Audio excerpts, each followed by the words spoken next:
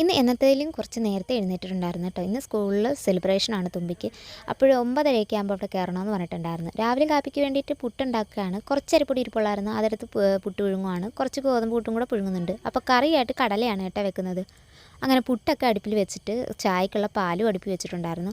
അങ്ങനെ കടലക്കറിയൊക്കെ റെഡിയാക്കിയതിന് ശേഷം നേരെ റൂമിലേക്ക് ചെന്നിട്ട് തുമ്പി ഒരുക്കി. അപ്പോൾ തുമ്പി ഇട്ടേക്കുന്ന ഡ്രസ്സ് ഉടുപ്പ് ഞാൻ തയ്ച്ചതും പാവാട അച്ഛൻ തയ്ച്ചതുമാണ് കേട്ടോ. അപ്പോൾ അടിപൊളിയായിട്ട് ഒരുക്കി ഞാൻ സ്കൂളിലേക്ക് പറഞ്ഞു വിടുകയാണ്. ആൾക്ക് ഉച്ചവരെ ഉള്ളൂ ക്ലാസ് കേട്ടോ.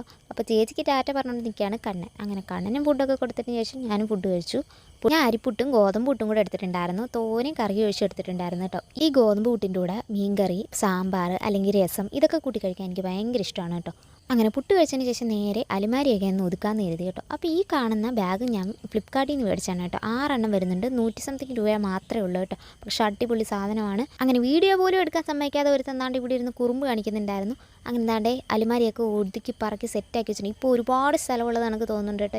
ഈ ബാഗ് എനിക്ക് ഒരുപാട് യൂസ്ഫുൾ ആയിട്ടുണ്ട് കേട്ടോ. അപ്പോൾ ഇന്നത്തെ വീഡിയോ ഇത്രയുള്ളൂ. Okay, by.